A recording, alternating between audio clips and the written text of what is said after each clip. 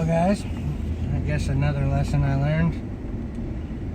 I've been to a thrift store that's close by my house a couple times now. And last two times I've been here, I've spent over an hour and a half trying to find stuff, and I have never yet found anything really worth messing with. I bought like 4 or 5 books there the other day when I was trying to just do my book test to see if I can actually get some action on books, and but they weren't good. I'm gonna make like $2 a piece when they sell. They were decent numbers, but definitely not what I want. And I went in there today again, and it looks fairly similar to the way it was, and it's a different time, a different day. And then I noticed as I was getting ready to leave, a guy coming out of the back, and he's got a shopping cart just full of books, top to bottom, front to back, just packed full. Doesn't work there, and goes straight from the back up to the register. And there was another guy waiting back by the back door to like the stock area.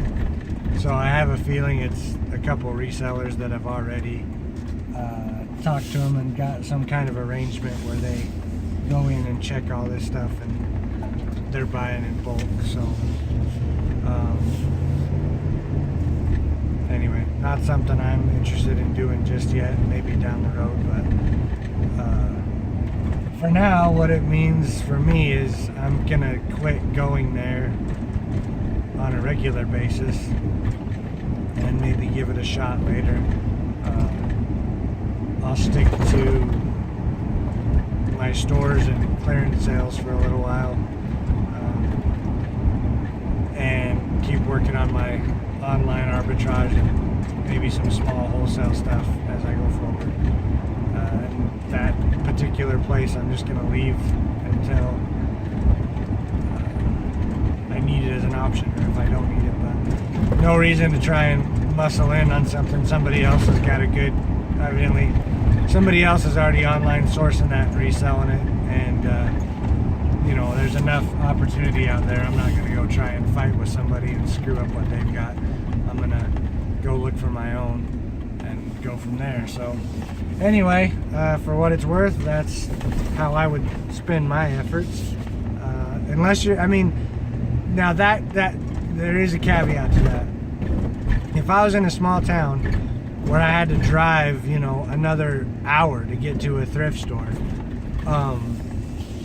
and I wanted to be thrifting in order for that to be part of my business model, I would be trying to figure out how to go talk to a manager and be like, hey, I want to do this too.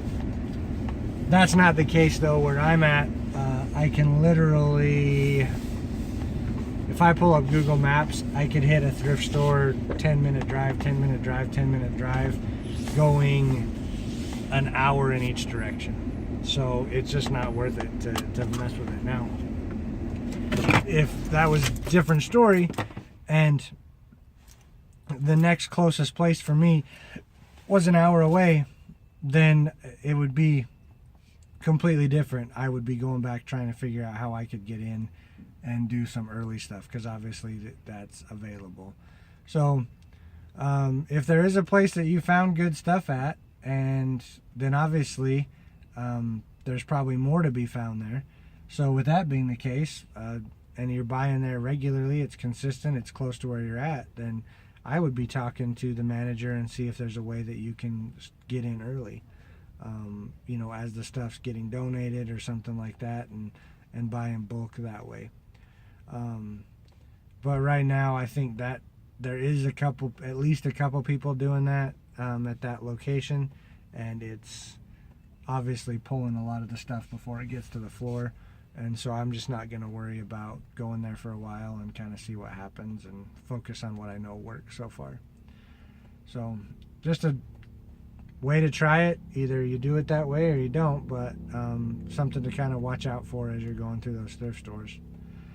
So I'm going to go check on my, as you can see, I got a Home Depot there in the background. I got to return something that I bought for a project the other day that didn't work, so I'm gonna see what they got on their clearance stuff and then go to one of my other suppliers before this job. So anyway, till next time, you guys have a good one. Keep sourcing. Hopefully everything goes good. And if you like what you see, hit the thumbs up. If you don't, hit thumbs down.